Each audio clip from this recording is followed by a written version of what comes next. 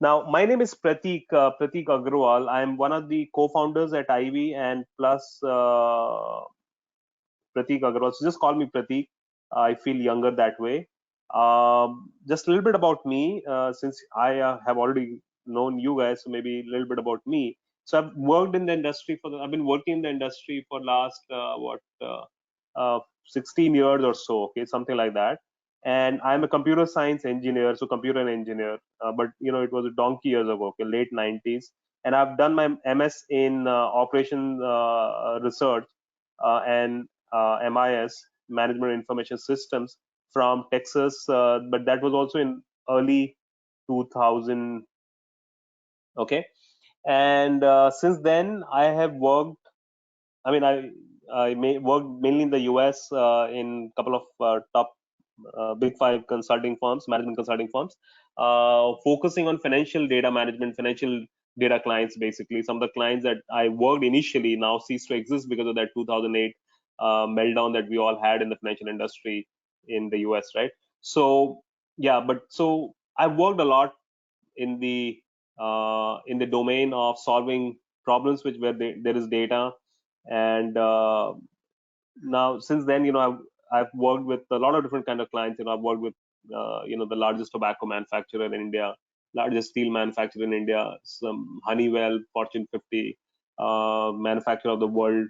Worked with Tesco retail. I mean, so I've worked with variety of clients since then. I mean, from retail, from manufacturing, from finance, from marketing. I mean, so various different kind of clients. And my focus has been more because I've worked mainly as a consultant. So one of the things that we have done as consultant is that we've tried to solve problems, right? Now, problems in today's world is solved not basis intuition, not basis somebody's intuition, but basis data. That's where data comes into the picture, right? So I'm a problem solver using data. So that's what I like to define myself. I'm not a Python coder. I'm not a SAS coder. I'm not a R coder. I'm not a SQL coder. I don't like to define myself like that. I like to define myself as a problem solver who uses data to solve business problems, right?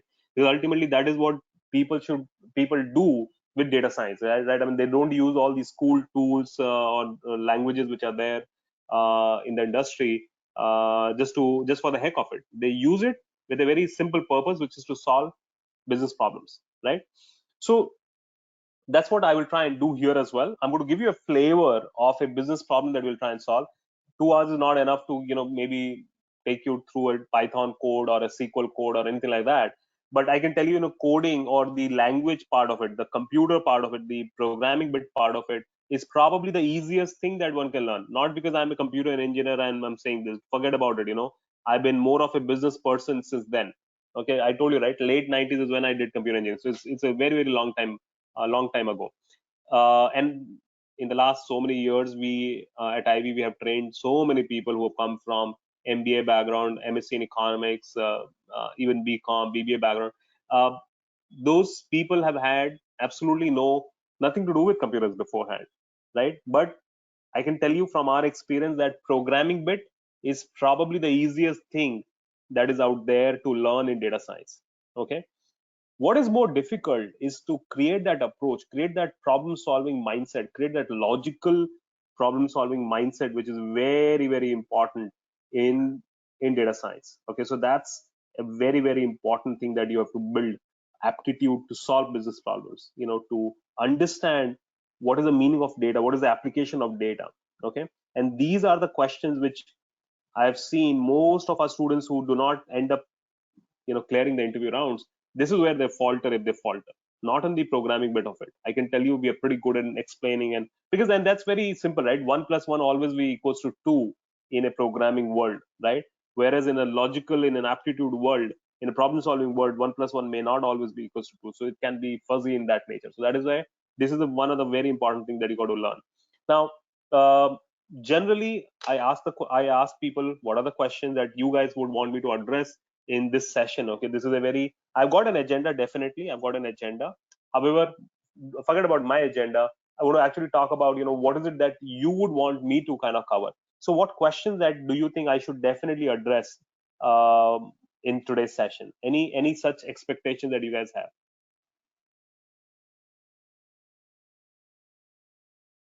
Anything that anybody would want me to focus on in today's session? I'll definitely more than happy to cover that. Any questions? I'll wait for a couple of minutes. If there are no questions, I've got a list of questions already prepared because I've done this kind of session multiple times. So any questions, guys? Hopefully you all can hear me loud and clear. Everybody, can you all hear me loud and clear? Can you guys say yes, no? Yeah, can I ask a question? So this is Yes, please, Sheetal. Manish. Yeah. Yeah, so see, basically, I'm not from analytics or from science background. Though I have done my graduation in computers, but then I am into HR and recruitment from Mm-hmm. last 6 years. So I want to Mm-hmm. change my domain now into analytics, and I have a certain understanding on Excel and advanced Excel. But I mean, I have interest in this, so I'm seeking my, I want to make my career into it. So will that be a good step right now? I mean, in lockdown situation, do we have the growth and career here, and changing the domain totally from recruitments to analytics? Will that be, a good step or not? So that's the question. Okay. I'll write it down. During COVID, okay, is it a good time to learn data science? And then I'll put one more question because your question had two questions in it. Should somebody switch from, let's say, HR into data science, right? And then there are a Yeah. couple of questions which have come in the chat window. I'm going to address that. Don't worry about it. Why is everybody interested? Why is everybody interested to learn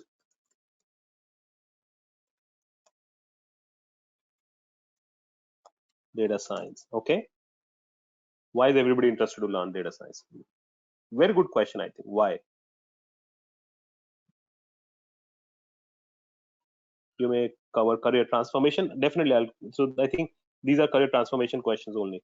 Does it hold future? Okay. What's there in the, how does the future look like?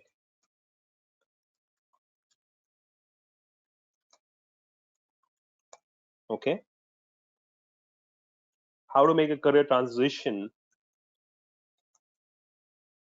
I think there'll be a lot of career transition related questions from mech engineering to DS, from HR to DS. Many such questions would be there, definitely.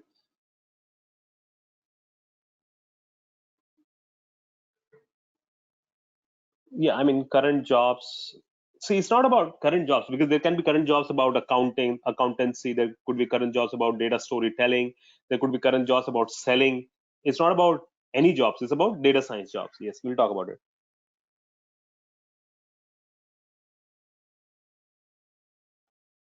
Okay. What is the path? What is the suggested path to data science? What should I learn first? This is also a question that I keep getting.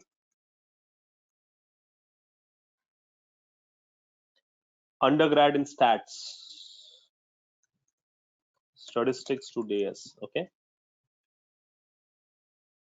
Okay. Now, a couple of things. Okay. I think accounting and commerce.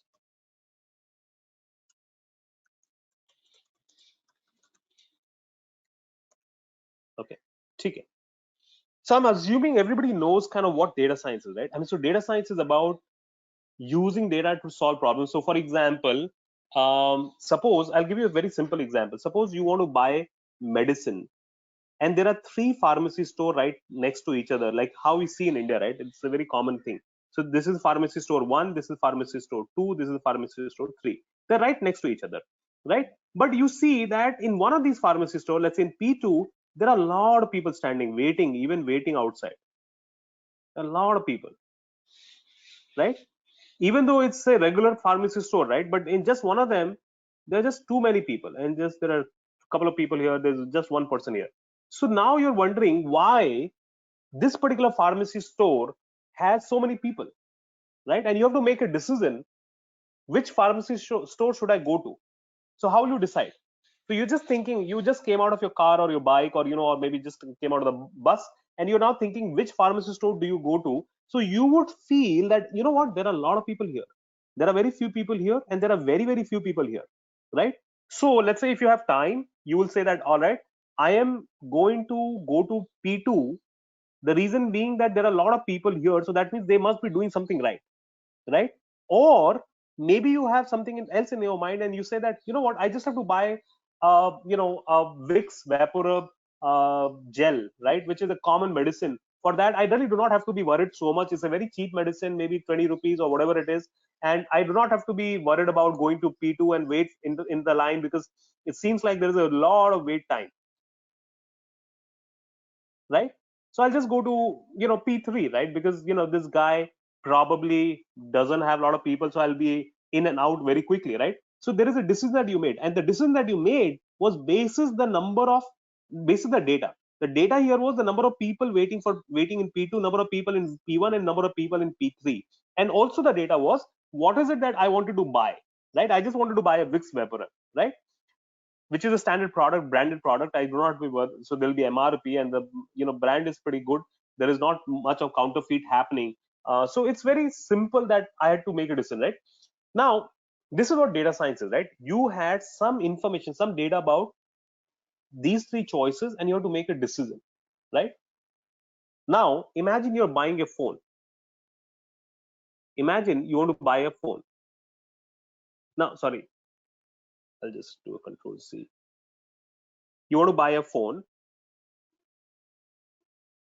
Now, this buying a phone is dependent upon what?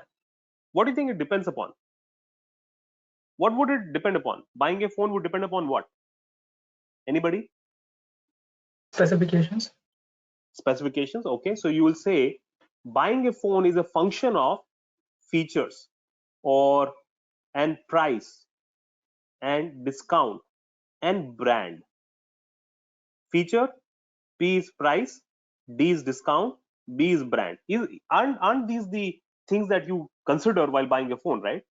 So buying a phone is dependent upon these four variables. Do you all understand this, guys? These four independent variables, as we say. Buying a phone is a dependent variable. The reason why it is a dependent variable, because this dependent variable, which is from buying a phone, depends upon these independent variables here, guys, right?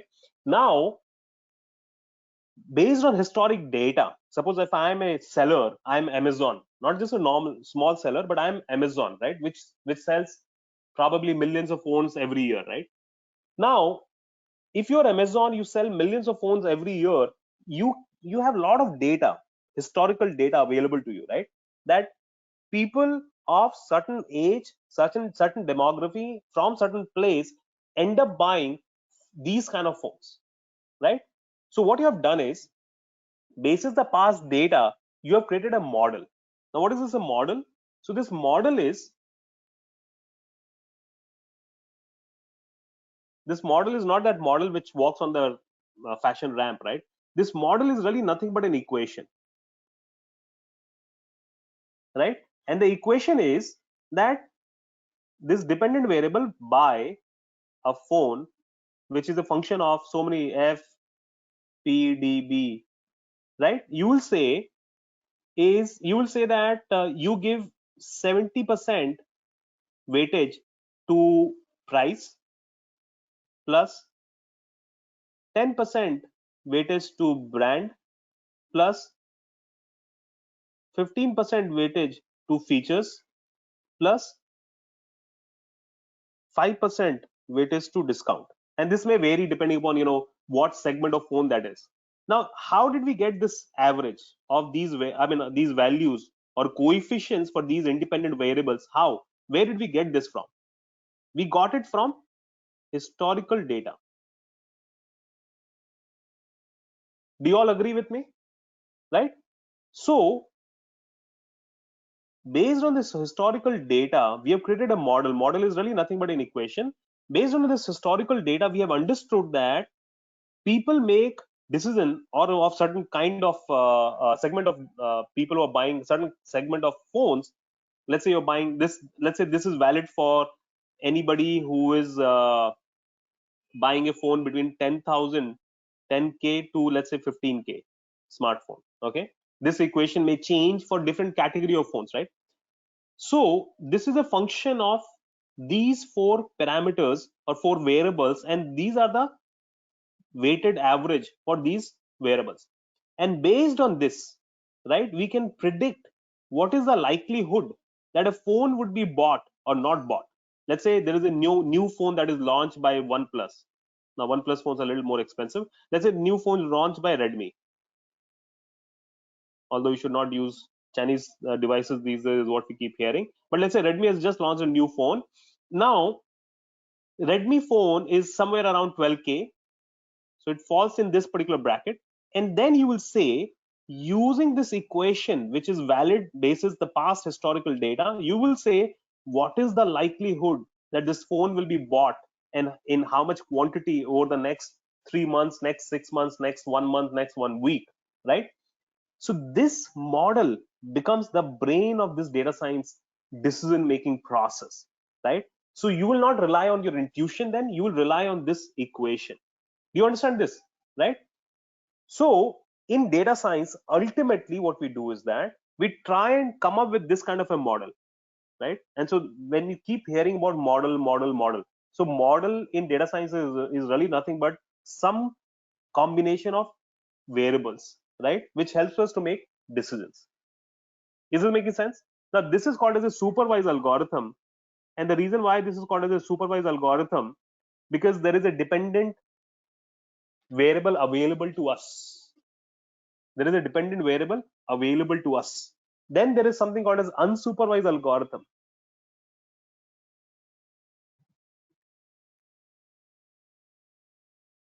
Now what happens in an unsupervised algorithm is, let's say I want to classify the students who are attending today's workshop into multiple classes or multiple categories, right?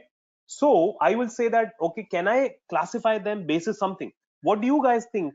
How can I classify you guys into, or how can we classify all the people who are attending today's workshop? How do we classify them? What do you guys think? How do we classify them? Any idea? How do we classify people who are attending today's workshop? Any suggestion, anybody? So Malkit is saying, okay, we can classify them basis qualification. Good point. What else? Basis age. Very good point. What else? Location. Very, very good point. Demographics. Yeah. I mean, let's be a little more specific. City. We can classify them basis gender. Work experience. Work versus fresher. Right? So you understood, right? There are so many variables on the basis of which we can classify these guys. But here, probably we do not really know what is it that we will achieve out of this, but we will still be able to classify these people into multiple classes or multiple categories, right? Maybe I will classify them as to how many are freshers, experienced, right, young, old, right, uh, urban, rural, right? Different classes. Once I have classified them into different classes, maybe I can then run marketing campaigns on the basis of this. I can run different campaign for somebody who's young and somebody who's old. I can run a different marketing campaign for somebody who's fresher and somebody who's experienced. I can run a different campaign in for urban people and for rural people. Do you understand what I'm trying to say? So while a supervised algorithm where we had a clearly defined dependent variable helped us to identify or predict what would happen with a new phone, right? How many phones could be sold and what is the likelihood that a phone could be sold, right? That a supervised algorithm helped us do that. And an unsupervised algorithm helped us to classify people or classify our data into multiple classes so that we can then target them with some specific things. Do you understand what I'm trying to say? Right? So if you have, when you are launching a new phone, right, and if you already have the data of historical such phones, right, then you can predict how many people can we target. But if you do not have a lot of historical information about the phone, suppose Apple decides to launch a 5 lakh rupees phone. Now there's no past experience, and Apple is known for doing this, right? They take the same product which other companies have done, they just make it better, and then they launch it at 4x price, right? So there is no historical information, because Steve Jobs always used to believe that if you rely on historical information only, that means you can only get incremental growth, and I want disruptive growth. So that's a different thought process. But let's say there is no historical information available for a 5 lakh rupees phone. So that, if I'm a marketing manager who's promoting 5 lakh rupees phone, how will I promote it? I do not have historical information. So what will I do in that case is, I will see that, okay, how can I divide my population? Suppose I am launching this phone in India. So how can I divide India's population into how many different classes? And I'll keep dividing them until I am satisfied that I can see that there's no logic to divide these people further, right? So I've got, let's say, some experienced folk, very very rich people living in urban areas, speaking English, have done post graduation or graduation at least, and have businesses. Suppose these are the different categories that I've been able to identify. Then I will run some marketing campaigns, and then I'll see and analyze the performance of those marketing campaigns. Do you understand? So that will be an unsupervised algorithm. Is this making sense, guys? So the world of data science is divided into supervised algorithm and unsupervised algorithm. And the difference is that in supervised algorithm, we have a clearly defined output of an equation, which is a dependent variable. And in unsupervised algorithm, we have multiple classes to talk about. Is it making sense? And there are independent variables in both the cases, right? But in a supervised algorithm, we also have a dependent variable. In unsupervised algorithm, we do not have a dependent variable. Is this making sense, guys? Right? So this is how we divide the data science world into different algorithms, as you keep hearing, because these are the words that you'll keep hearing in job descriptions. These are the words and phrases that you will keep seeing people talking about. So I think it's very good to understand the first thing as to what do we do in data science. First, we make decisions based on the data.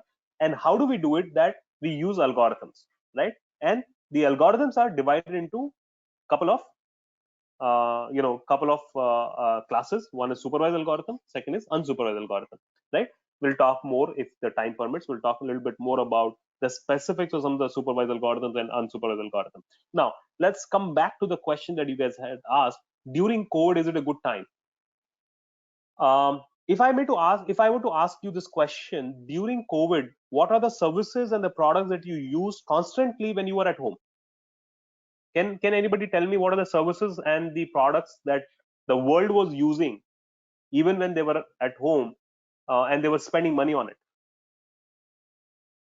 Zoom, okay, virtual conference, very good. What else?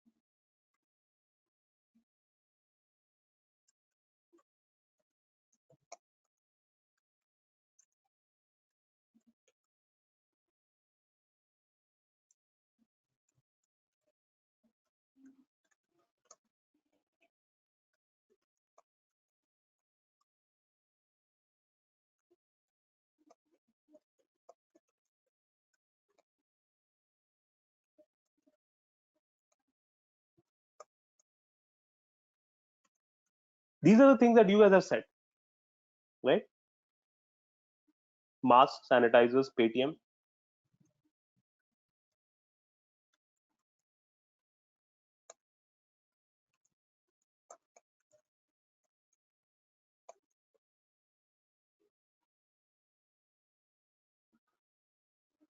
Right? So these industries, all these industries, they all generate huge amount of data. They all generate huge amount of data.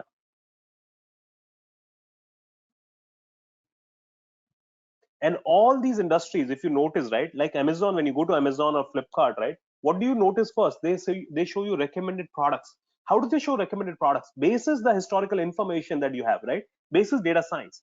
So any such digital service that we talk of, or any such digital product that we all use, rely on data. When you go to Netflix, right, it shows you very quickly what are the movies that you would be interested to watch next. Recommendation filtering, that's again a data science algorithm. When you go to and you when you go to, let's say, retail, right, I mean, in lockdown, Iv we closed one client, Tesco, which is the largest one of the largest, or not largest, retailer in Europe. Tesco came to us saying that, hey, we are actually, the manager said, we are in a very good situation, we are making a lot of money right now, and we got a lot of data that we're generating every day. And we just hired like 87 data science folks in India, and we want them to be trained and coached and hand-holded and so on and so forth. So we're doing a massive project with them during the lockdown. Retail, they made a lot of money out of it, because those retail was the only industry that was allowed to run, right? So the idea is that all these companies that we have spoken about, the digital companies, they are pioneers in using data. And when they are using data to make decisions, they need people who are good in data science, without which they can't make that decision. You understand what I'm trying to say? You guys also mentioned, you forgot to mention one more interesting industry, which is the biggest hiring industry: banks, insurance companies, BFSI, banking and financial services institution. They are flushed with money, flushed, because people took out money from different asset classes and they put their money in savings. People stopped spending much, so that means the banks had more money to play with, right? So banks are flushed with money, and banks, BFSI industry hires one third of all the data science all the data science professions traditionally as well. And the reason why they like to hire most of the people in data science is because BFSI industry has the most accurate data on all of us. You would never forge, you would never, give a false information to your bank. You would never say that, you are not Pratik Agarwal if you are Pratik Agarwal. But to a retailer, you can still, give a false information and there is no legal implication around it. But you can't give false information to a bank. They also do KYC. So banks have most accurate information on their people, on their customers. They know exactly where you're spending money, how much money you are earning, how frequently you spend money, what is the rate of spend versus rate of income that you have, where do you live, everything accurate. So any decision that the banks make on their customer data is going to be significantly more accurate than any of the other industries as well. So banks also are big hiring. So all these companies, right, they need people in the data science world, right? So please, in data science, I mean, in during COVID lockdown itself, in Ivy, we have had students getting placed in McKinsey, in PwC, and in KPMG, and so many such good companies, Aegon Insurance, many such companies, established companies, a few banks as well.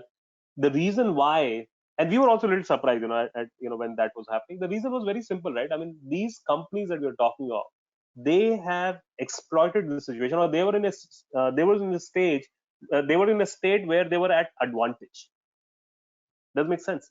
So all these new age companies, or some of them are not so new actually, but all these companies which are generating huge amount of data, right? They need people who are from within data science world to manage it. So the message that I keep giving to the folks is that during COVID, there were some industries which were untouched. In fact, which went into a little more advantageous position, and data science happens to be one of such industry. Education, you guys have not mentioned education here. We closed a client called as Byju's in one of our group companies just before lockdown, and they gave a lot of good businesses. There are a lot of such companies which actually had a great time in COVID, and all of them are digital in service, or at least they had digital interface. And all these companies, and the advantage of digital is that it generates a lot of data, a lot of structured data, and then you need people who are good with data in order to help make sense of those data. Is it making sense? So that's one question that I wanted to make sure that you all understand, and you can talk about it, right?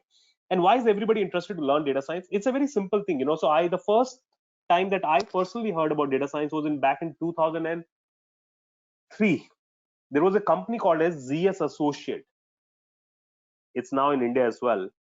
So I was in, I was in my college in the US. I was doing my masters, and this company's founders, one Indian and one one American.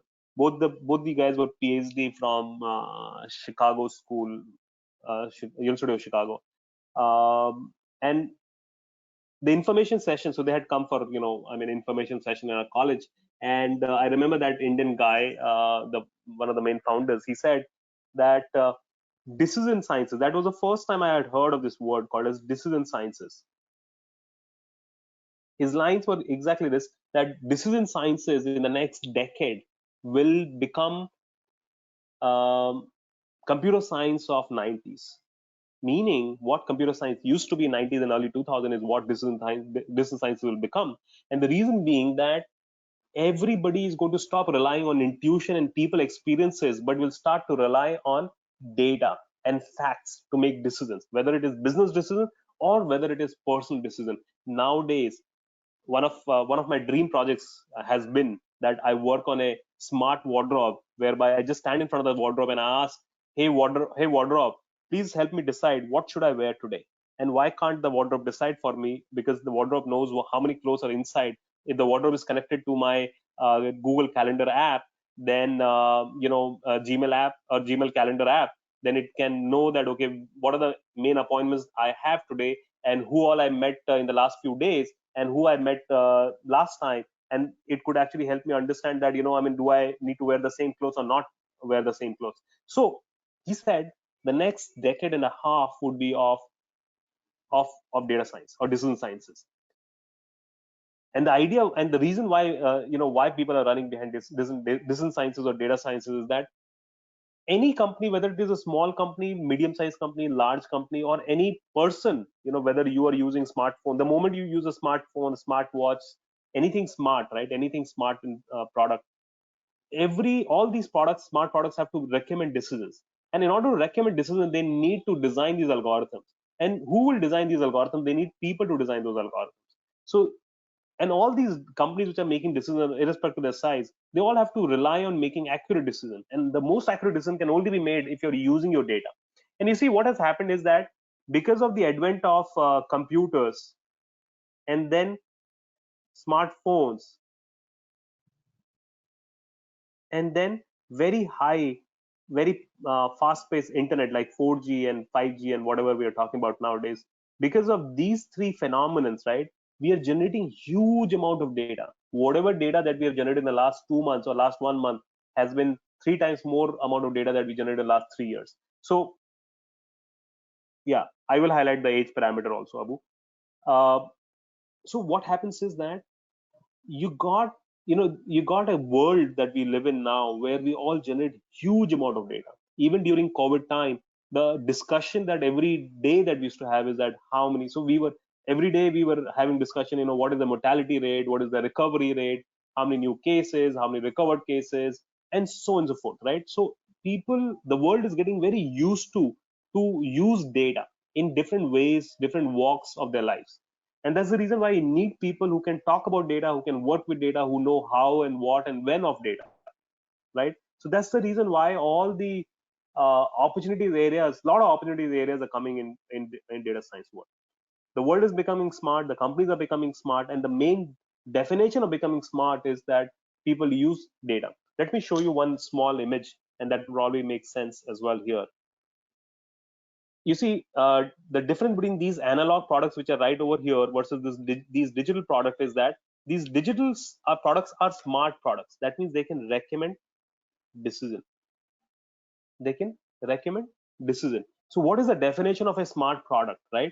So the definition of a smart product, this is something that I created, and I really feel that any young person who's living in today's time should know this this framework very, very well, because in the coming decade and a half or 2 decades, we all will be touched. Each and every part of our lives will be touched with smart products. Okay, to make a smart product. So I give you an idea of a smart wardrobe, right, or a smart watch that we all use, or a smart phone that we use, right?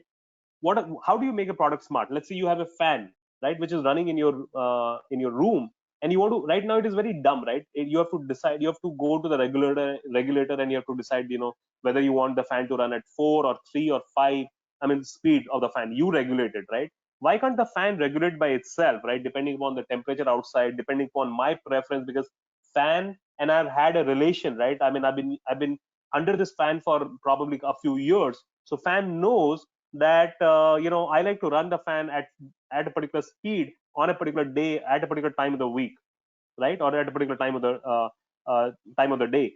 So why can't the fan decide, right? So suppose if you're designing a smart fan, so what are the components that you would require? So you would require some mechanism to connect your fan to Wi-Fi.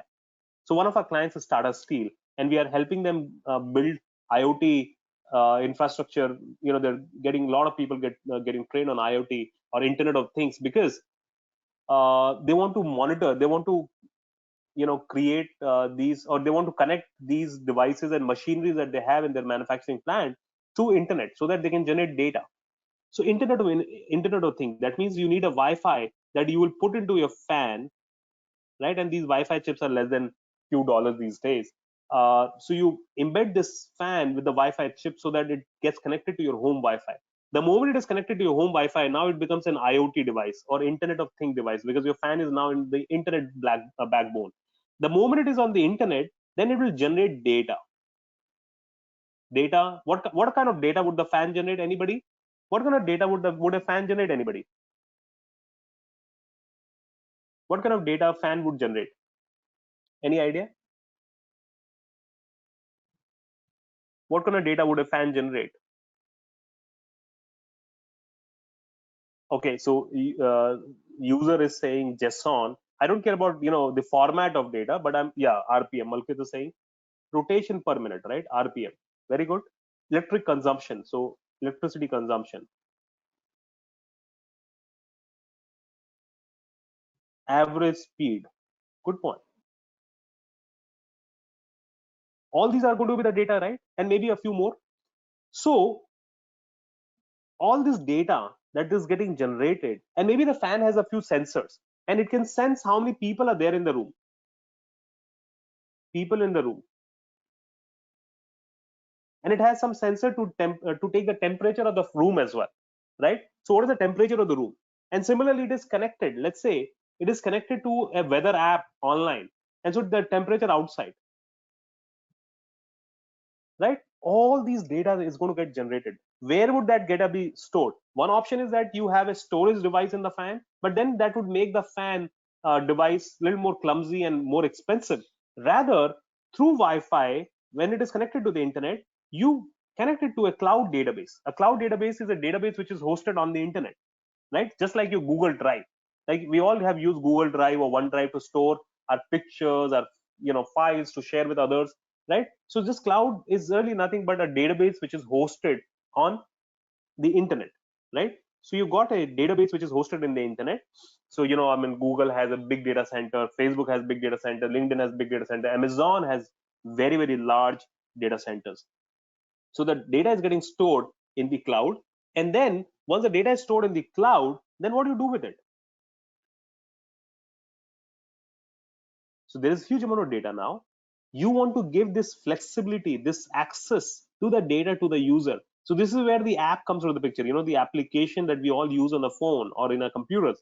So you need somebody with great user experience, UI UX experience and understanding to design that app so that people can easily see, like just like how we can see our smart watch app, right? How many steps we have taken, how many calories we have burnt, and so on and so forth, right? So we got the data here. We got an app which can display the information as well in a visualized fashion very nicely. And then comes data science. What would data science do? Data science will take the data that is stored, that is getting stored in the cloud database, and make sense and recommend what kind of things that a smart fan can recommend.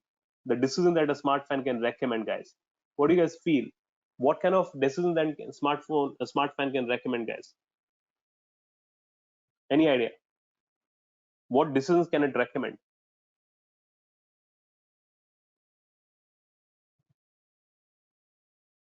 What do you guys think?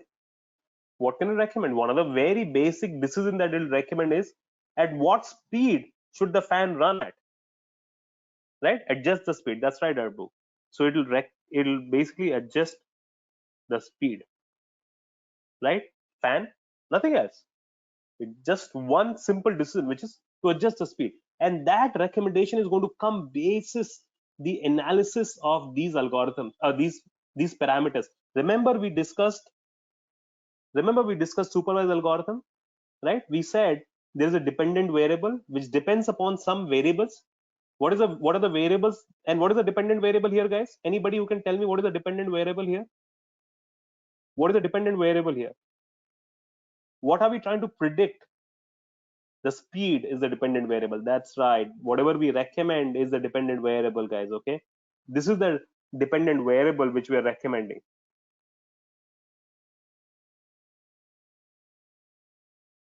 And what are the independent variables? That means the variables that this adjust speed depends upon. These are the independent variables that it depends upon. So now you understand the equation that we were talking about. So this is a supervised algorithm because there is a clearly marked dependent variable, right?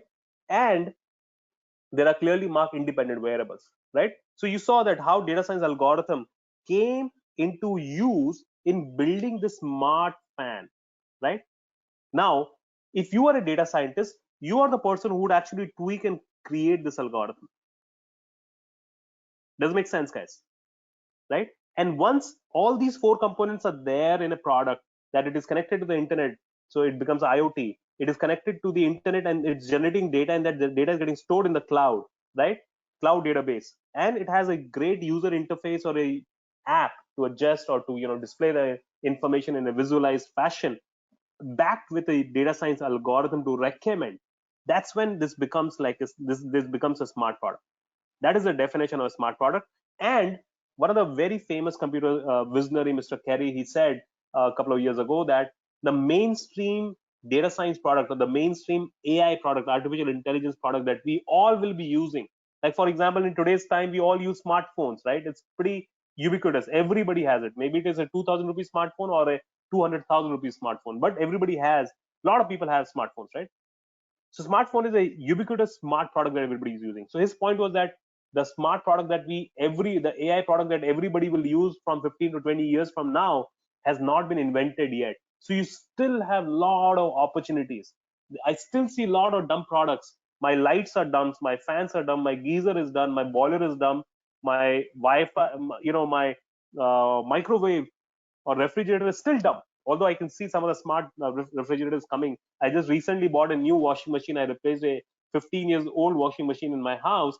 And I was surprised, right? When the seller said this washing machine connects with Wi-Fi and it is connected with Alexa, I said, all right, I want to buy it, even if I have to pay 5,000 rupees extra for it. And it's very interesting, right? Using Alexa, I can actually control my washing machine from anywhere in the world, right? So it's very interesting that how the world is transformation. Take my word, within 5 years time, you all will see that there is a huge transformation going to happen in all the products that we all use today. One of my friends is working on a product to make the water bottles, smart bottles. So he's building a chip here, which will measure the temperature of the bottle, which will measure the minerals in the water, and which will also measure how many milliliter have you drank in the day, and will recommend basis your your weight profile, basis your diet profile, will recommend how much water to drink, and then it is connected to your mobile phone through an app. So it gives you notification that, hey, there's a reminder to drink more water. You understand what I'm trying to say? So the world is becoming smart, and this is where data science comes into the picture. In fact, I say that if you're good in any one of these, you have a great career ahead. Okay, but what I also recommend is that you should know a little bit of each of these so that you can work as a product manager also.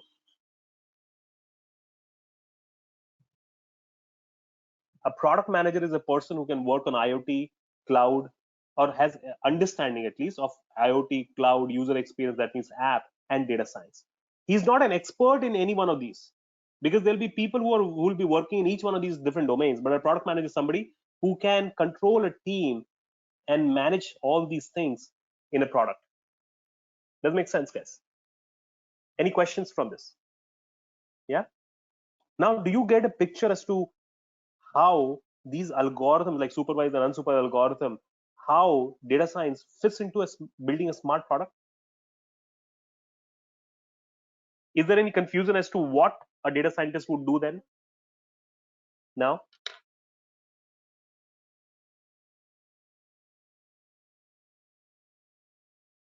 all right. Thank you, Abu. Abu says excellent explanation. Thank you.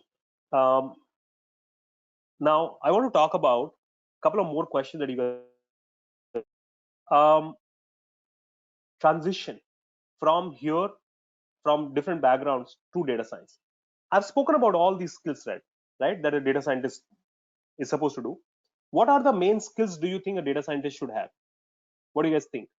What skills should a data scientist have? What do you guys think?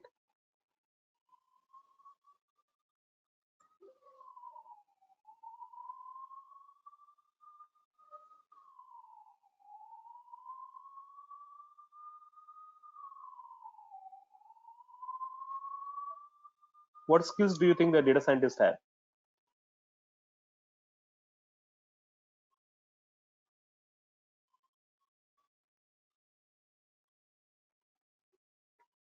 Calculus, probability, statistics. Okay. Good with numbers, linear algebra. Okay, very good. Let's look at this, estimation, prediction, knowledge of visualization. Okay, good points. Skills that a data scientist should have.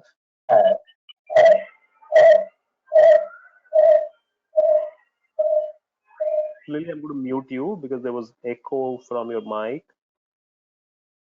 The skills that a data scientist should absolutely have. I'll just add one more thing here. Probability and statistics. Okay, probability and statistics, because you see, we've been talking about, right, what is the likelihood that a person will buy a phone? That is depending upon probability. So probability comes almost in any data science algorithm. So probability becomes one of the very, very key things. That probability that we all learned in the school days, that's the probability that we're talking about. Nothing new, but that is the probability that we're talking about, okay, that we learned in our school days. Statistics, application of statistics, not so much of theory, but application. So we spoke about supervised and unsupervised algorithms. So there are a couple of algorithms, that a couple of statistical concepts which are very frequently used in this data science world. One is regression algorithm and one is classification algorithm. Classification algorithms. Okay, regression algorithms help you in a dependent variable scenario where you have to predict a continuous variable. That means what could be the income of a person if he has post graduation, if he has uh, worked in a multinational, if he lives in Bangalore, what would be the income that a person would have after 2 years, right? So that is, income is a continuous variable because it could be 100,000, it could be 125,000, it could be 118,000 a month, or it could be 5,000 rupees a month. So it's a continuous variable. So when the output, when the dependent is a continuous variable, then we say it's a regression equation, okay? And we'll see some of the examples more. And classification is this, right? When we want to classify, or when we say that what is the, so will the person buy this phone or not buy this phone? So buy or not buy. Will the person default on a loan, not default on a loan? So that is classification, right? So these two sets of algorithms are used in 80% of data science problems, regression and classification. So that's what these becomes very, very important. And Here, the statistics is a little different from what statistics that we might have learned in school days and college days, because most of the Indian colleges and schools, what I realized after going to the US was that because I did my engineering and my schooling from India, so there's a little difference in terms of what the way we learned. It's not that we learned bad things, because Indian education system is actually pretty renowned, especially when you go to the Western countries. Then you will realize that how much of respect that you get if you're an Indian engineer. Um, the the point I was trying to say is that in India we learn a lot of these concepts very theoretically. For example, we learn statistics, but we learn statistics from a point of view of clearing an exam. But when I learned statistics as part of my master's, it was more like an application, right? Suppose in a foggy day, if the data says, I remember that professor, okay, who started our statistics class with this notion. I'm talking about my master's in the US, and he said that on a foggy day, suppose if the data says that there are less number of accidents on the road, does it mean that the government should come up with a circular saying that people should drive more, people should be more confident while driving on foggy days? What do you think? The data says that on foggy days there are less number of accidents. Does it mean that it's safe to drive on foggy days? What do you guys think? On foggy days there are less number of accidents. Does it mean it's safer to drive on foggy days?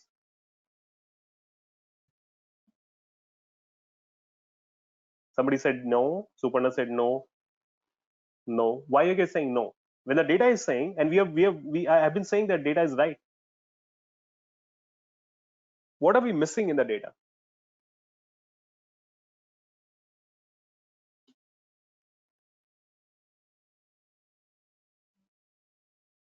He's saying those are not correlated. Maybe they are actually correlated, Pragya. In fact, they are. Maybe they're not. They do not have a causal relation, but they are correlated probably. The data says that when there is fog in the road, there is less number of accidents. Underfitting. The difference between correlation and causation. Good point here. You see, maybe one of the reasons why there are less number of accidents on foggy days is,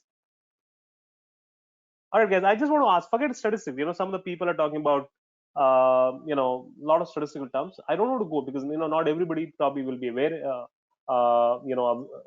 would be aware of those terms. So what do you guys think? Logic says what? On foggy days, why are there less number of accidents? Why are there less number of accidents? Any idea? It's a very simple answer, actually. Absolutely right. Pragya says because there are less number of people driving on the road. That could be one of the very, very plausible reasons, right? That since there are less number of people on the road on foggy days because people are cautious, right? Hence, there are less number of accidents, isn't it? Or people are more conscious, as Dipendu says. People are driving at low speed. They're more conscious. They're not sleeping. They're not talking to anybody. Everybody is watching the road. Do you understand? So hence there are less number of accidents, right?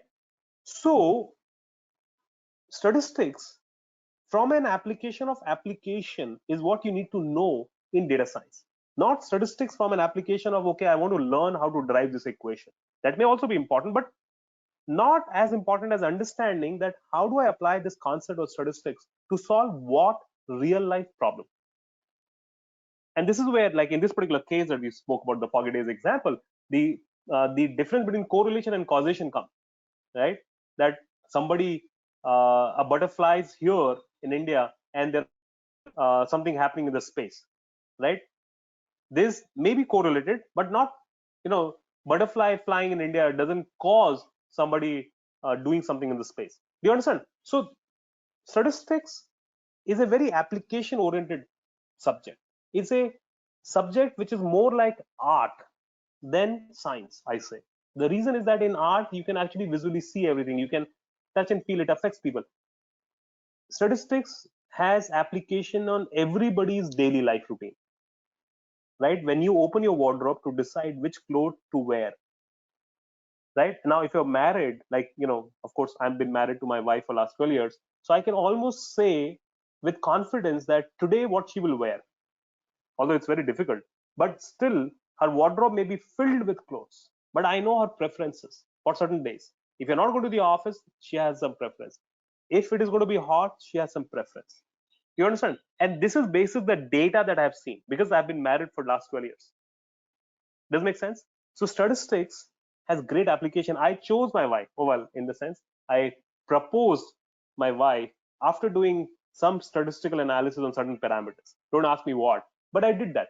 What I'm trying to say is that it has great application on everybody's life. So learn statistics from application perspective. Don't learn statistics as a mathematical or as a statistical science subject. Okay, that's a very important message that I try and give. And you'll find then statistics very, very interesting. Just open, just Google. And I would say if you want to learn something about statistics, there are a lot of good resources. If you go to Ivy Pro School blog, you will find what we have done is that we have given great some very good references to some great statistics. Yeah, so just search for, like, say, statistics ebooks or something like that, or just statistics also. If you search, you'll find so list of free, complete guide to. So this is, so these two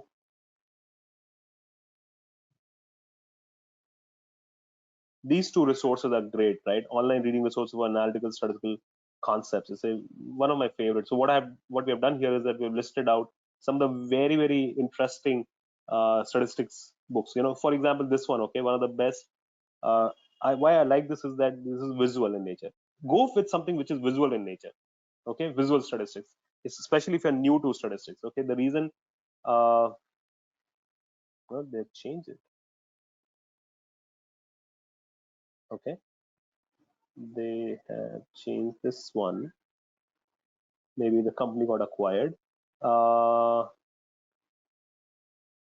yeah, otherwise go with this one. I mean, any one of these, just open any one of these and start reading. Whatever you can learn, you should try and learn. But learn from a perspective of not learning as a theory subject, but learn it from perspective of how do I solve what problem in real life. Okay, and that's when you actually fall in love with statistics. Linear algebra, especially when you are learning, especially if you have a vision to learn, typical, I mean, the deep learning concepts or AI concepts, for example, computer vision, text mining, natural language processing. So then you'll have to learn a little bit of linear algebra as well. Again, this is the linear algebra which we learned at school days. However, this is, if in data science something is little complex, then this is what is one of the most important, most complex things. So that's fine. Take baby steps. There are a lot of great learning materials available on Ivy's YouTube portal, as well as, and plus, in general, as well as if you just just Google, you'll find a lot of concepts. The first thing that you want to learn here is what is vector. Okay, what is vector? First, learn vector. Learn it from Khan Academy. Okay, they have a great description of what is vector. Of course, as part of the course, we try and do a better job at it. But start with what is vector. It's going to be very important and interesting, especially if you are going towards learning deep learning, computer vision, AI side of the extreme side of data science, as we call it. Computer programming, but here again, it's about application. We are not building a software, so we do not have to learn C, C++. Although if you know C, C++, it helps. But we are going to learn, we are going to use these, right? For example, in Excel, we write equals to sum, right? So we are a solver, we are a user of these functions. So similarly, in Python, suppose if you have to, we spoke about these supervised and unsupervised algorithm, right? Regression and classification algorithms. So a lot of these algorithms are pre-built, stored as packages in Python, in R, in SAS. So you should know how to call those, or how to just, for example, in Excel, we write equals to sum, right? So we know sum is a function and equals to is the operator with which we call the function. And these are the parameters or the variables that we give to this function, okay? And this function works on this parameter and gives us an output. Similarly, for regression, there is a function available in Python. Correlation is a function available. All the models that we want to build, right? The functions are already pre-designed and available in those languages. So you should know how to call them. That's the level of computer programming that we're talking about, because we end up working with computers. and softwares, because the data is huge. So that's why you require this. So that's the bit of computer programming. So again, as I said, that's probably the easiest thing to learn. A lot of people get scared, oh, I have to learn coding. No, coding in this data science world, and believe me, don't think that I am a computer engineer and hence I'm saying this. I have done very little computer engineering, I'm computer science or computer programming in my life. Yes, I've used a lot of these softwares that we use as a user of these softwares, not as a builder of these softwares. I'm not asking, we are not going to build an Excel, but we are going to use Excel. We're not going to build SQL as a language, but we're going to use SQL. We're not going to build complex functions in Python, but we will use a lot of functions which are already built in Python, right? So that's, you're a user of these computer programs. And this probably the most difficult thing, this logical thinking, almost in all the interviews you're asked, right? And the way they ask is, the questions could be as random as this. Okay, one of the questions that I was asked in one of my final round of interviews in I'm talking about back in 2004 or so, that how many crows are there in New York, Manhattan? Kauwe, how many crows are there? So you may be asked, how many crows are there in your city? One of my other students was asked, how many grass pellets are there in Firoz Shah Kotla? He was from Delhi. The interviewer said that, okay, in your resume, you mentioned that you love watching cricket or you are a avid cricket follower, right? So he said, have you been to Firoz Shah Kotla? The student said, yes, sir, I have been to Firoz Shah Kotla a few times, quite a few times. He said, all right, so tell me, how many grass pellets are there in Firoz Shah Kotla? Now, this guy in the middle, and he said, think for 5 minutes, I'll be back, the interviewer said, and he left the room. And this guy, the student of mine, he messages me, sir, it's a weird question somebody has asked, that how many grass pellets are there in Firoz Shah Kotla? How do I answer this kind of a question? So there's a very logical explanation to this. How many crows are there in New York, Manhattan? Fortunately for me, my roommate was also asked the same question one evening before me. Okay, this is the same question.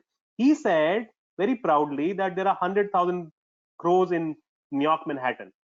I said, so they had a great laugh. So he said to the interviewer. The interviewer said, how do you know so confidently that there are 100,000 crows only? So he said that, sir, I'm pretty confident. If you have any doubt, you can go and count. So the interviewer said, okay, what if I count and if I find 90,000 crows? Then what would be your explanation? So he said that if you find 90,000, then some of these crows must have flown to Canada to meet their cousins. And if you find more than 100,000, then they must have brought some cousins from Canada, because Canada shared boundary with New York. They must have brought cousins from Canada to New York, Manhattan. So we had a great laugh. The interviewer also probably had a great laugh. But I thought overnight, and I said, that can't be the answer, because why would anybody ask such a question in such an important round and final round? And the guy was a vice president of that company. So I thought a little bit, and then I thought, there must be a way to estimate it. And these kind of questions are called as guesstimate questions, because we estimate. So how can you estimate the number of crows in a city? So crows require trees to live. Crows requires trees to live. So if you're able to estimate the number of trees, then you will be able to estimate the number of crows or number of nests, because a tree may have 4 or 5 nests, and then in a nest you may have 3 or 4 crows. So you can easily estimate. The interviewer is not concerned about the final answer. He's not concerned about whether there are actually 150,000 crows or 5,000 crows or 500 crows. It doesn't care. He's more worried about what approach that you have taken. So I said that New York, Manhattan, if anybody has ever been to New York, Manhattan, they would tell you that it's pretty grid, just like Chandigarh in India, right? Or many such cities which are very well planned. So there are fixed number of avenues and there are fixed number of streets. So 1, 2, 3, 4, and whatever number of avenues which are there. And each one of these is a block. And if you're standing at a crossing of a block, you can see the number of trees along the roads, right? So if you can figure out the number of blocks here, then you can actually figure out the number of trees, because each block is roughly of the same size. So the trick here was to figure out how many blocks are there, which is just multiply the number of avenues with number of streets, right? Then you'll get the number of blocks and multiply with an estimated figure of number of trees in each block, and you'll get the number of trees. And once you got the number of trees, then you can easily estimate the number of crows that live in New York, Manhattan, right? So what I'm trying to say is that these kind of questions are very frequently asked to test your logical thinking. Maybe one of the other kind of question, like I said, this pharmacy store, right? Example that I spoke about, right? This question was also asked that what if there are three pharmacy stores, right? One of them is doing great, but two of them are not doing so great. Why? What could be the reasons, right? So it's a logical question more than a data science question, but it's very related to data science because it helps you to solve business problem.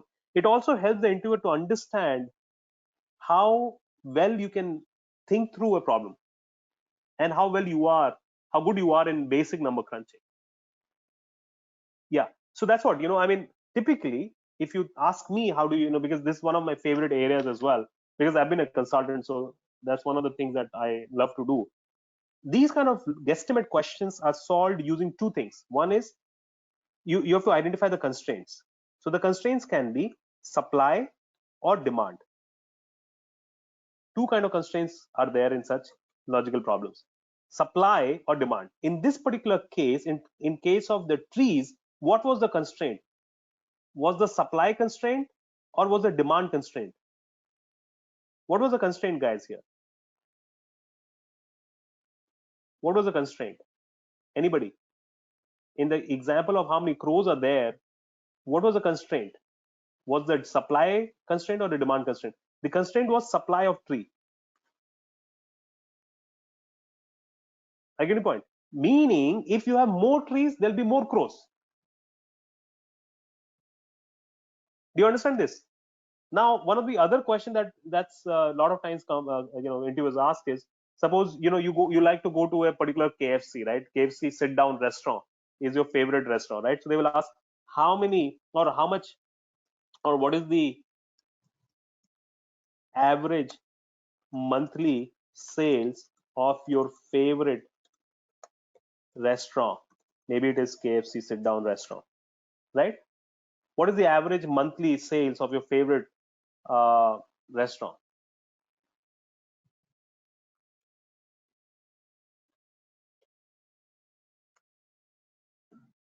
Right? So again, there it's a combination of supply and demand, because in the peak hours is the supply of seats or supply of chairs that you have, and in the non-peak hours is the demand that we have, right? So, and similarly, one other question that was asked to one of our students is, how many new Maruti cars are sold in India per year? Right? Now here, what is the constraint, guys? In this particular question, what do you think is the constraint? Is the supply constraint or the demand constraint?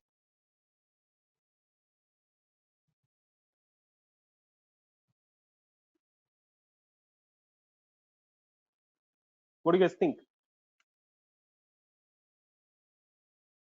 Demand is a constraint. That's right. Because if you have more demand, because you see, we don't live in a world anymore where the government decides how much can you manufacture, right? So we live in a world which is a market economy. So that means if there are more demand for a product, there'll be more suppliers for that particular product. So then the constraint becomes demand, right? So one of the very simple trick to approach these guesstimate questions is to figure out what is the constraint. Is it the supply or is it the demand? And then accordingly work towards it.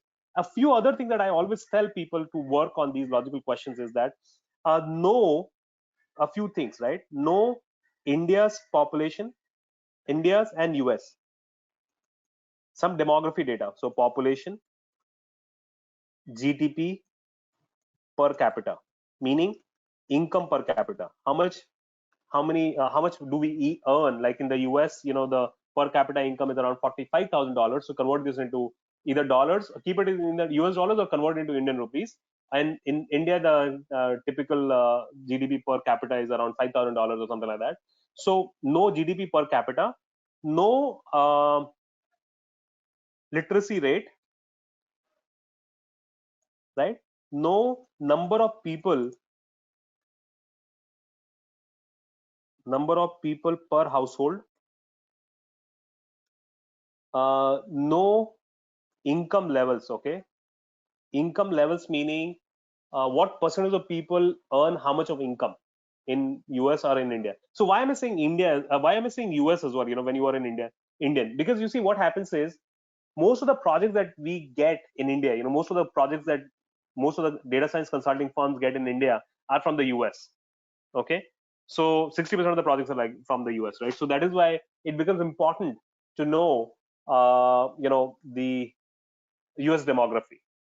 That's very easy. You can just go to Wikipedia and you can find it. It's not a big deal, right? So know some of these things. Know some of the interest areas that you have. Like you are a young person, so you should know how many people use smartphones, right? How many people use smartphones,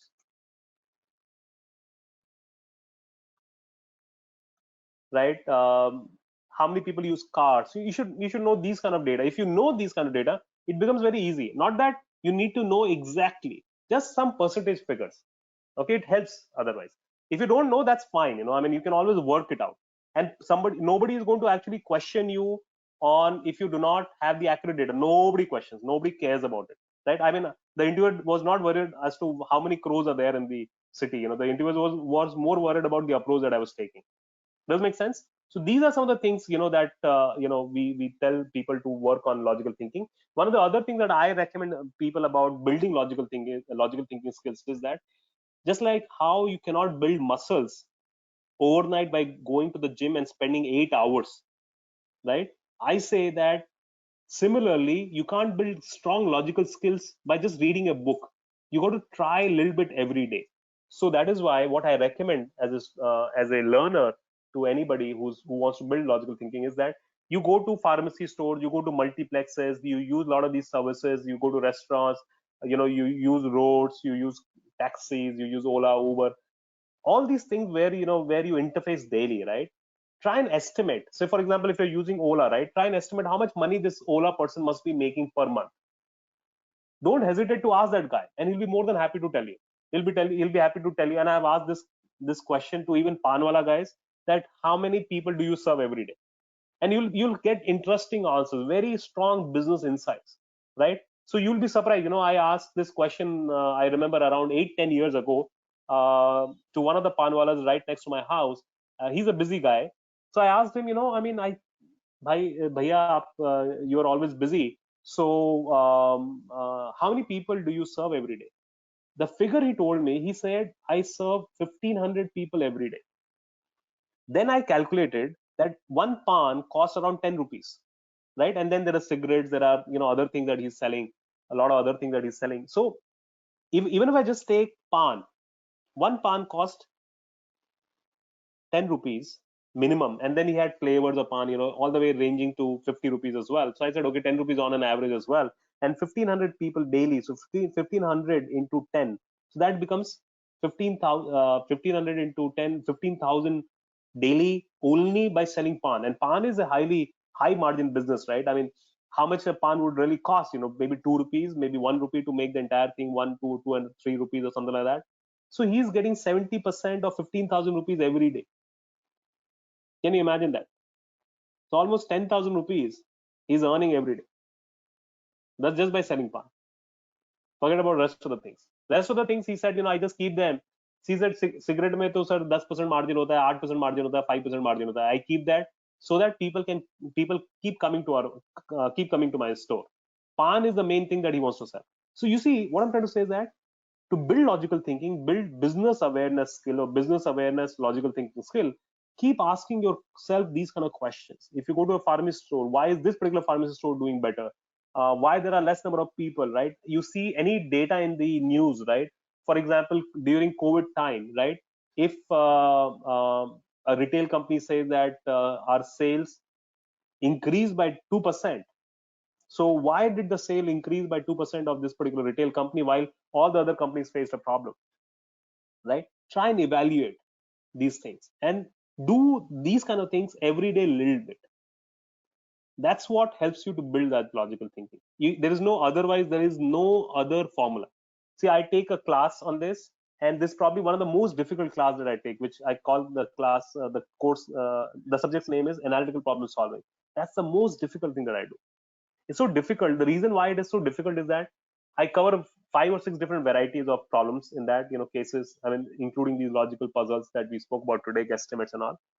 It's not easy to help somebody build that logical thinking skill in just 4 or 5 classes. So that is why I stagger it. I put it across a few weeks. and then I give them assignments, mini assignments. So some people get it, some people don't get it. That's probably the most difficult, and that's the reason why I keep saying that the moment you think of doing something in data science, this is the basic skill that you want to build. Rest of the things you can easily learn in the book, you can experiment, you can practice, you can learn. Pretty confident you will learn all those things, because there everything is defined, right? Rules are defined, but here the rules are not defined. So focus on this. Don't neglect this. This is one of the very key things. Alrighty, let's go now. So this is what I wanted to cover. Now, any other question about the data science as an industry? See, I can give you a lot of figures. Okay, I have got a lot of figures in my slide, but I try and avoid giving those figures. The reason is that this you can easily Google and you can find out that you can see that I told you that BFSI is the biggest industry that hires most of the people. Risk analytics, which is also part of BFSI, marketing analytics, retail analytics, digital analytics. Now I would say that this is little old data, 1.5, 2 years old data. I would say that digital analytics now would be somewhere here.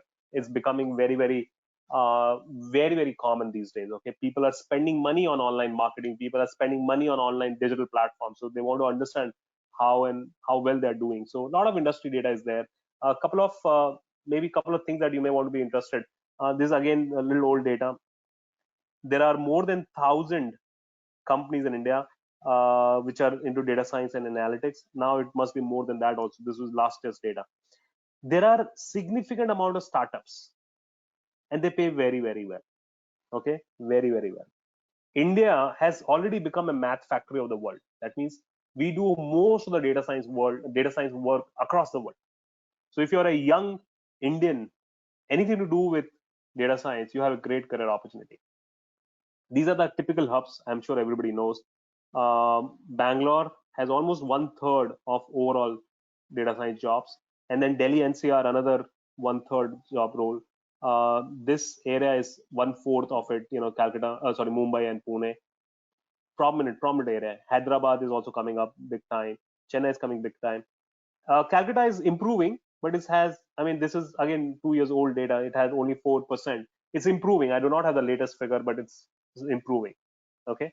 But what I keep saying to my students, to my participants of the program, do not worry about jobs. The reason why you do not have to be worried about jobs is that any skill report, any job report by any company during COVID, before COVID, if there is a skill that they recommend you to learn, then that would be data science and AI. Okay, or analytics, whatever they call it. So don't worry about jobs.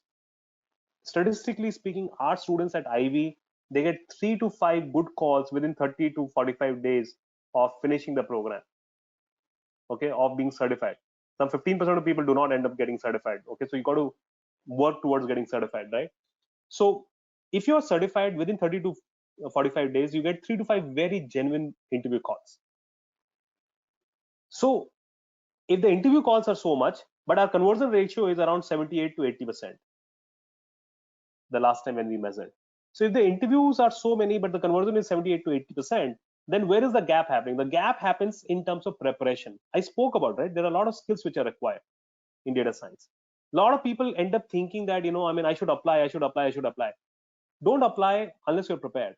And do not wait as well. That means you have to be prepared. So when you're learning, just focus on learning the curriculum. Don't focus on rest of the things. You see, as part of this Ivy program that you do, right, you will work on 30 plus case studies.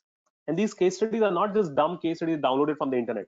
Most of these case studies have been given to us by different companies who either we have consulted more than 100 projects already. So we have a lot of consulting data that we have worked upon, real life data, and a lot of companies have recruited our people. Uber, Ola, Accenture, HSBC, 200 plus companies have recruited our people. So whenever Hello. somebody recruits, give me 1 second, okay? Whenever somebody recruits, Hello. whenever a company, give me just 1 second. Whenever somebody recruits from us, so we also get to understand what is the interview process that they took, right? What are the case studies that they have? So these case studies are built up from that database. And then you have an opportunity to work on 10 plus projects, industry projects. Again, these are projects that either we have worked upon or we are currently working on. So you got a lot of opportunities, areas to build your portfolio, right? So then what happens is then, if you've really done all these things, then converting the interview becomes easy. But if you're not focused and not done these things, then it becomes very difficult. Okay, so focus on the content is what I wanted to give you a message. There was a question, sorry, I was interrupting you. Please go ahead. I'm really sorry to interrupt you in the middle. Like you told, Pankaj. yeah, you told us that we will be doing some sort of case studies. So like my question is, will it be like a real-time case studies also? Yeah, that's what I was trying to tell you. So I'll show you, one of the typical classroom. Okay, so we use this platform to manage our Hmm. classes. So I can show you one of my classes. Okay, so you can see the case studies that we're talking about. So if I go to classwork, you can see. So there are assessments which are very sorry, assessments are exams, and you of course Hmm. get video recordings of the classes uploaded in the platform. And then there are projects. So this is one module only. This is only SQL module. Okay, so in SQL I make people work on at least 3 final industry projects. One is project that I will give you is given by Swiggy. It's a real life data set, actual Swiggy data set given to us by Swiggy because we were working with them, and as part of the interview process also they wanted to work. So one is project by Swiggy. This project, if I remember, is by Uber. And this is a research project that I tell my students to go and explore.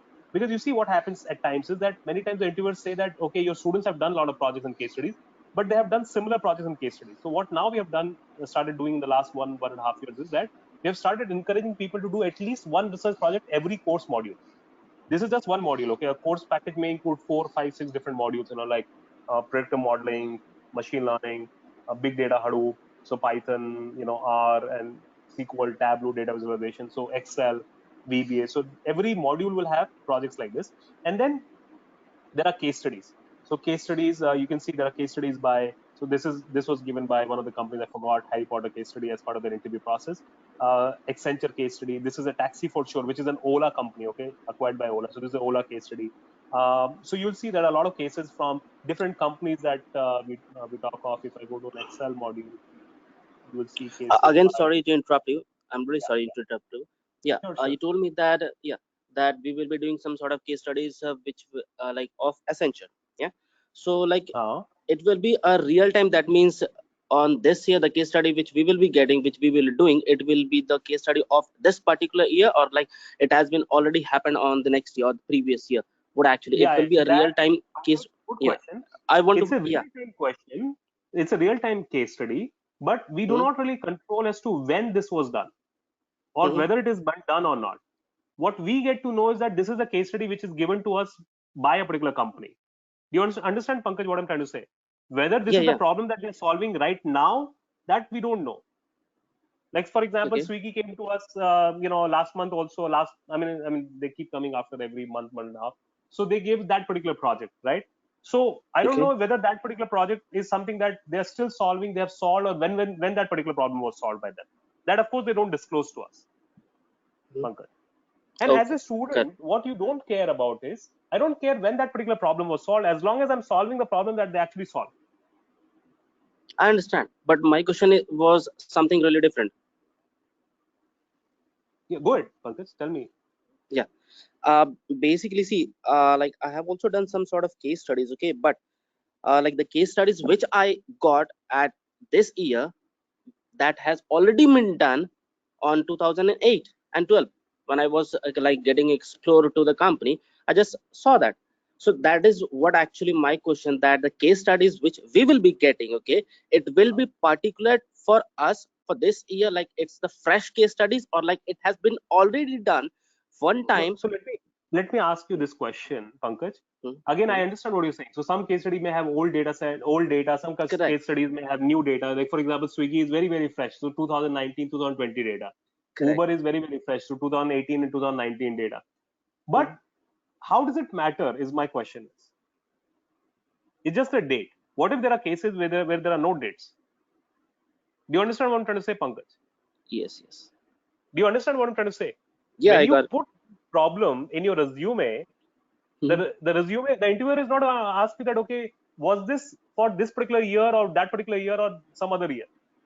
That Okay. doesn't impact your learning. Correct. Ultimately, these cases and projects, what do they help you establish? They help you establish that I can solve the problem that you are solving right now. Do you understand what I'm trying to say?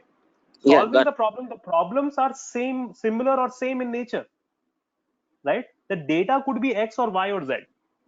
For example, we are currently working with a company called as Tesco, as I said before. We are helping them solve their own problem statements. But they said that, we got the data of 20 years. So now they're using 20 years worth of data. Does it mean that the problem has changed, that they can't use 20 years worth of data? I say, why not? We should use 20 years worth of data. Do you understand what I'm trying to say, Pankaj? Yes, yes, yes, absolutely correct. Got it. So it's like scotch, right? The older the data is, that means the more data that you have from the past, the better it becomes. The model will become even better. You understand? If you have last 10 years Yeah, data versus you have last 1 year data, the model which is built basis 10 years data would be actually a better model. absolutely.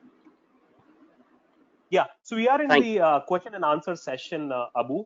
I mean, in fact, we have been into question and answer session since the beginning only. I want to just talk about one more important thing here, because a lot of people asked about career transition. Okay, so I'm going to tell you a story. Okay, in 2009 or 10, that's the first time when we started working with a company called as Mu Sigma. Okay, they were also new in this industry. We were also new in this industry. They had approached us. One of the co-founders had approached me to help them build a larger team. Okay, so they had like 100 people or so. They wanted to build it to 1,000 people or so in next 2-3 years.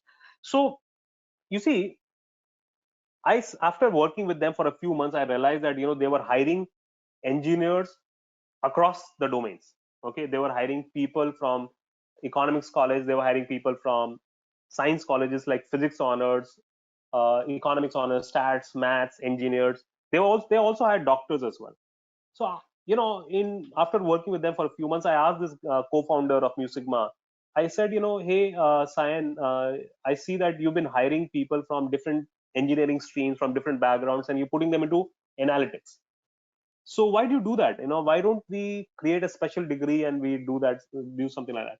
He said, Pratik, you see, in India, you see, the general perception was that here people do not do a degree because that's what they're good at. They do a degree because somebody else has told them to do that. Your parents might have told you, hey, do pursue engineering, or somebody else might have told you to do something else, right? So here what we see is that we interview everybody, because for us, the most important thing that we try and see in a person is that, does he have a good smart brain or logical brain? If that person has a good smart logical young brain, then we can train them on rest of these things. That's not a problem. These are very easy to train them upon. This is the most difficult thing to train them upon: the questioning skills, the inquisitive skills, the curiosity, the ability to work with basic numbers, the ability to question things, the ability to think logically in a structured fashion. Those, he said, are the most difficult things to find in analytics, and those are the most important things to use when we are helping our clients solve problems. So my message to you, why I told you the story is, my message to you is that your background matters very little if you have a few things in your mind, if you're good in solving problems, if you have a habit of questioning things. So a lot of people think like a kid, right? A kid will not get satisfied unless he or she has found the answer to the question that he or she was looking for. For example, my daughter, who's 7 years old, 6 years old, she keeps asking questions. So one of the questions that she asked very recently is that, are gods real? So for the last 1 month, we've been debating with her that whether the gods are real. We don't want to impose anything to her, right? So we've been talking about it. So, and she keeps questioning, and we encourage questioning. We don't give her an answer right away. We give her a lot of things, a lot of information to assess or to process, right? So you want to think like a kid. Do you go to a farm, again, as I said, maybe I'm repeating myself, but do you go to a pharmacy store and question yourself that, why is this particular pharmacy store doing better than the other? Right? If you go to a restaurant, then do you question that how much money do they must be making? You go to a pan wala or cigarette shop and you ask how much cigarette they must be selling every day. Do you have that kind of mindset? That's much more important than anything else. Everything else can be trained, is what I'm trying to tell you, right? So whether you come with the mechanical engineering, HR, statistics, accounting. So now I'll tell you another story. Okay, in last 1 year alone, okay, we have trained for Accenture, we have trained 1,300 plus HR guys in data science. For Honeywell, we have coached 450 plus finance and accounts professionals. Somebody said accounting comments, right? Finance and accounts professional to learn data science, right? In ITC, a couple of years ago, we trained more than 500 people who came with sales, marketing, finance, accounting background in data science. So data science has become like communication skills of 90s. Like in 90s we used to say, right, everybody should have great communication skills in order to succeed professionally. So data science has become that everybody has to know data science irrespective of the domain that they work in, because data is there in HR, data is there in finance, in accounts, in commerce, in uh, engineering, right, in healthcare. A lot of our students are from medical science. For example, corona, you must have been seeing how people are talking about drug effectiveness, right, how people are talking about vaccine effectiveness and statistical significance and so on and so forth, right. So data is there across domains. What is more important is that you have that inquisitive mind frame. If you have that, then that's great. That's what we look for. That's what the companies look for. That's the main message that I would want to give. Rest of the things you can learn. I get your point. So whether you come from X background to Y background, it doesn't really matter that much. We have had less though. We have had English students. That means people who have done BA in English. Okay, they have also done well. Generally, what we notice, I'm not saying we have had a lot. I mean, we have had a lot more engineers than English grads. Generally what we see is that people who are a little more quant driven, number driven, generally are more adopted to data science. Okay, so that's the message that I want to give. Okay, we've got ample I mean, as I said, we have been doing this for the last 12 years now, so we've had fair share of students from different walks of life, and they have done great. Okay, but those people who have done great versus people who have not done great, the difference was that they were actually dedicated towards this understanding that I want to actually learn data science. I want to not just learn fancy tools like Python and Hadoop and PySpark and Scala. I mean, those are important as well, but that will only take you to the layer that, okay, you will be shortlisted for the interview, but you'll not be able to qualify for the job. You'll not be able to convert the job, because in the interview they will ask you about tools also, but they will ask you definitely about logical thinking, your problem solving skills. Any good company will do that. Okay, so that's the question that I wanted to make sure that I address. Now it's open to you guys. Now please tell me, and I'll be more than happy to cover any questions. We have more than 15 minutes, and I'll be more than happy to cover any question that you guys have. Hello. Yeah, Hello. Rudra. Yeah, Rudra. sir, I was just asking that since all of our education has happened offline only, so when is this a possibility that you will resume offline classes as well?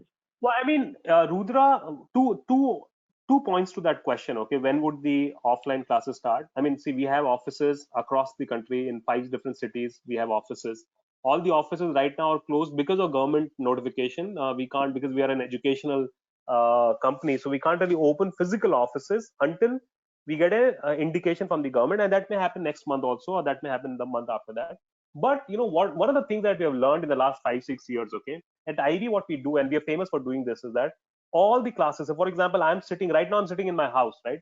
But I take the same class with the same everything same. I sit in my desk, my computer is on, my camera is on. I have a writing pad to me. Everything, all the notes that we share are on our learning management system. Everything gets recorded. So whether you are attending the class with me physically in my classroom, where there are 30 people who can sit in the classroom, or whether you're attending the class, the same faculty, okay, at the same point, same time, whether you're learning it virtually through this app that you're using, the experience is going to be exactly the same. The same faculty, the same content, at the same time teaches people who are sitting in the classroom and people who are online. So what we have also observed is that even when COVID had not happened, that people liked to attend some of our initial classes offline, like maybe 2 or 3 classes offline, like in the classroom, and then they realized that I mean, the difference in the experience is really nothing, except for the fact that, okay, I mean, here uh, you can be physically in the classroom rather than you can be at your home at your convenience and saving your travel time. We have realized, I mean, we have done significant number of hours of classes during COVID. Significant, none of the days we were empty. Not even a single Saturday or Sunday we were free. Okay, every day, morning, evening, afternoon, we've been busy. And our students' feedback has been, because we track feedback ratings and all, has been absolutely, if not more, has been great. Okay, so do not worry about it. If you are interested, you can do a couple of demo classes, actual live class demo, class demo classes. You can get recordings as well. You realize I say that physical online classes gives us a couple of more flexibility. For example, I can make let's say Rudra has asked me this question. I can make Rudra the presenter, and Rudra, you must have gotten a prompt to share your screen. If you do not mind, if you can share something on your desktop, maybe a browser or something. So see, I can see the browser here. He's talking about logit and probit models, right? So which is a classification model that we've been talking about. So you see, and I can control it. So if I want, I can control Rudra's machine. So Rudra, you'll get another prompt to allow me to control your mouse, right? So give me that control and then don't move your mouse. So now I can go and I can open anything. For example, I go to the browser, or I can type anything, right? So let's say Ivy Pro School review, right? So I type this thing, right? So this, we get something like this, right? And so what I'm trying to say is that this, in today's time, the apps that we use are great, right? It allows us to control. Right now, I mean, imagine if I'm in a classroom, I have to go to, there are 30 students, so it becomes impossible for me to go to each and every student. Let's say somebody is sitting in the fifth aisle and the third row, it becomes very difficult for me to go and navigate to that particular person. Whereas here, anybody who's facing any problem, I can quickly go to his screen and I can control whatever I want to control. I can type as well. I can go to Excel. I can, recommend. I mean, I can, put the code there. I can do anything. So what I'm trying to say is that in today's time, the experience between online and offline education has really, especially for adult education, has really reduced. So you'll not find any difficulty. So anyway, I mean, to answer your question, I don't know exactly when. Maybe next month, maybe next to next month, or it really depends upon the government notification. We are kind of bound to that. But we have classroom. As and when it opens, you will have the flexibility to go and do it. If you join in August, will you miss out on something? Well, I mean, if you join in August, you miss out on the topics that we start in July, right? But I'm again, as I say, try the classes. Nobody stops you from trying these classes. Try. The experience you Hello. have will be a great experience. Yeah, please go ahead. Yeah, sir. I was saying I was only about to join in August because my master's degree would probably finish in July. So there's no way that I can join in July. This is why That's this fine. question came up. You can join the August batch. That's not a problem. Thank you. You can Yeah, pre-book. good afternoon, sir. Yeah, Malkin. Sir, please answer question number 4 that you've written, sir. The suggested path to the data science. Suggested path to DS, right? Yeah, sorry, I forgot to answer this question.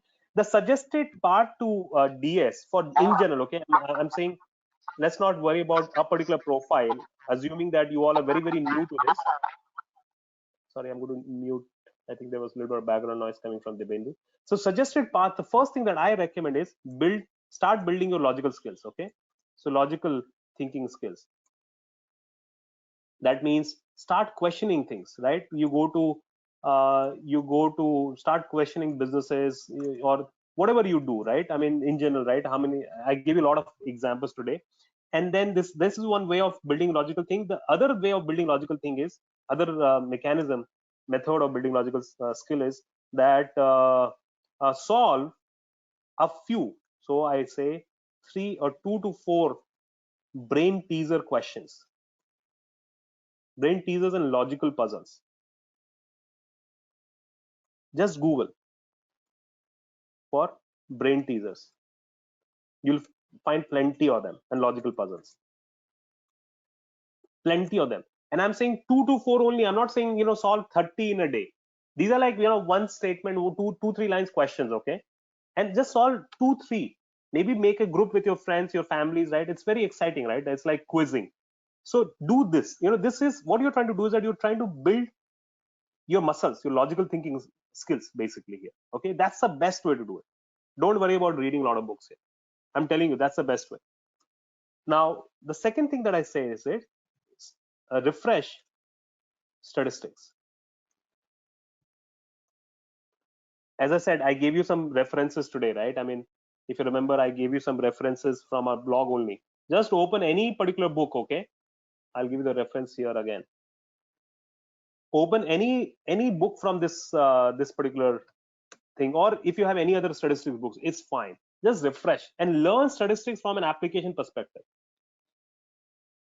Try to grasp, and if you do not understand a particular equation, move on. That's fine, as long as you understand the application of it. When you do a structured program, because of course, as part of our program we do a lot of statistics, but when you do a structured program, you learn that. That's not a problem. Try to grasp the application of the concepts that you learn. Okay, don't worry too much about equations, to be very frank. Third, build a little bit of programming understanding, right? So basic coding. So for example, variables, how to define variables. I mean, things we do in school days. Like in school, if you've done any kind of business programming, I mean, I'm sure you must have had a computer programming language there. So just do a little bit of that. Else, what you can also do is that, we have a lot of free tutorials available. Just go to, for example, if you go to our YouTube channel, so youtube.com Ivy Pro School. So if you just go there, I mean, just follow some of the videos I can recommend quickly to you guys. For example, beginner's guide to Excel or data structures in Python. Okay, so this is the one that it's very good, small short video, only like an hour, and it has everything in it, right? I mean, like what software to use, how to download the data, and everything is there. You just follow this 1 hour video, you will actually understand how to work with data in Python. Similarly, we have something on Tableau, on Excel, on SQL. Okay, this is another video that I prefer, I recommend people. And so this is Python for beginners. This is also a good video, very simple. Also it's a longish video, it's pretty long video. Face-to-face SQL interview. So if somebody has some understanding of SQL, wants to understand, now this is a very interesting thing, that one of our young content analysts has done. So COVID-19 spread analysis of India using Tableau. It's done using a free software, and anybody can do it. It's very easy and it's very interesting, right? So this is how you build. These are some of the things that you can do in order to build a little bit of programming understanding or software understanding. If you can do this, right, then once you have done these things, then what you do is that you learn a few more advanced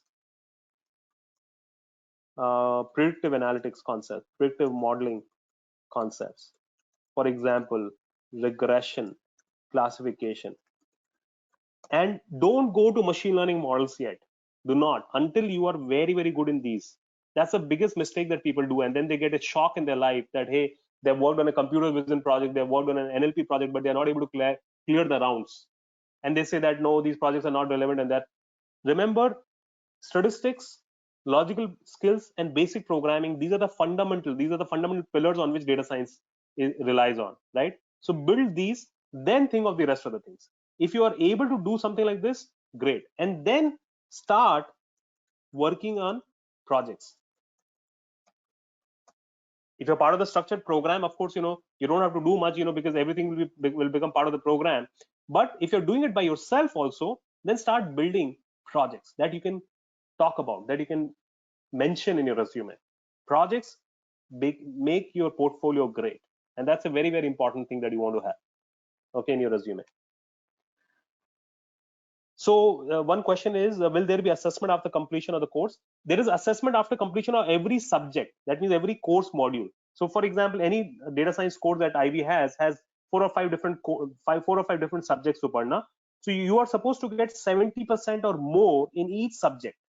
And each subject would have a few things in it. We'll have at least 2 assessments. One is midterm, one is final assessment. We'll have case studies. We'll have assignments which are given after every class, and we'll have projects. So assessment is this. You got to get 70% in all of these. 15% of the people do not end up finishing our assessments.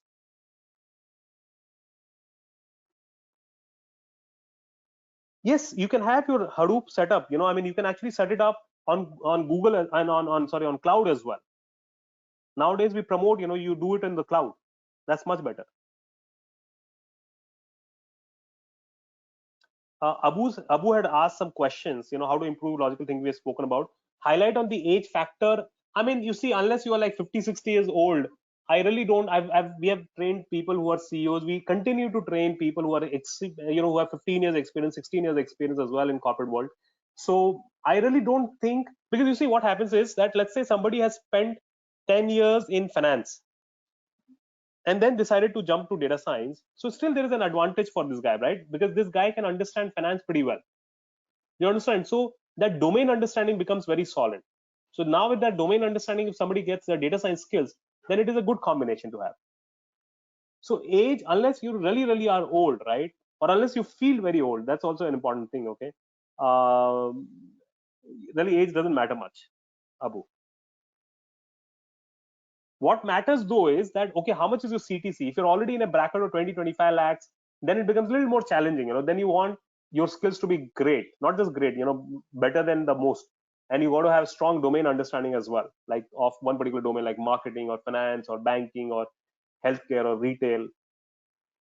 What are the courses institutes offering? So I see multiple programs. Well, I mean, one of the very famous program, you can ask any counselor, I mean, depending on your profile also, but one of the very famous program that most of the people do is data science with machine learning and AI, which includes a lot of things, which includes data visualization. It includes all the things that statistics, Python, R, SQL, Excel, VBA, Tableau, and Python with machine learning concepts as well, deep learning concepts as well. So that's a very famous program that people do. And then we have a comprehensive program which is called as a diploma in data science, which includes everything, like big data, Hadoop as well, Spark, Scala, that as well. So it depends a little bit on your profile as well, Abu.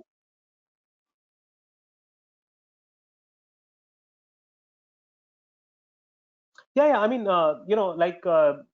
every Abu, you can ask for demo class videos also, or you can also, ask the counselor or ask the relationship person who you're talking to actually attend a class. That's not a problem, Abu, at all. No problem. Absolutely not a problem. We encourage it. Microsoft account. I don't know your name. He's saying that he's pursuing BSc in maths. BSc in maths is a very good profile. I mean, some of the statistical concepts, the linear algebra concepts, you'll find pretty straightforward for you.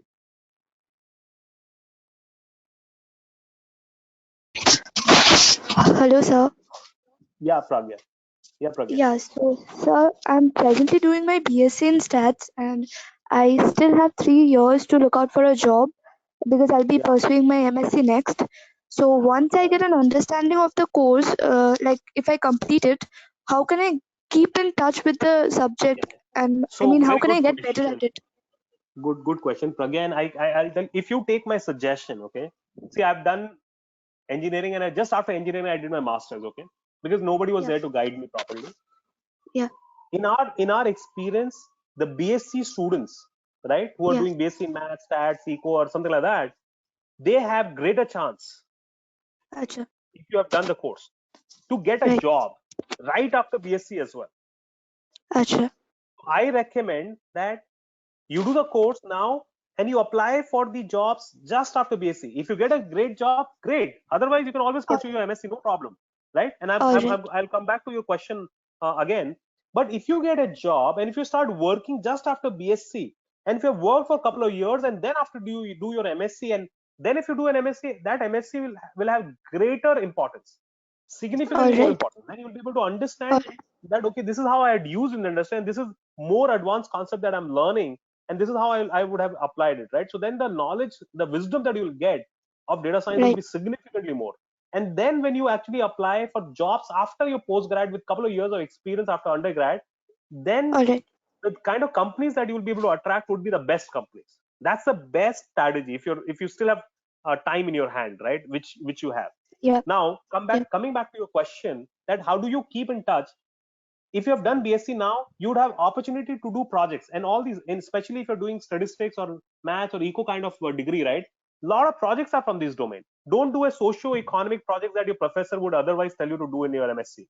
Do a All project right. which is a little more commercial in nature and which has direct application of data science. Don't just do something which people have done it already.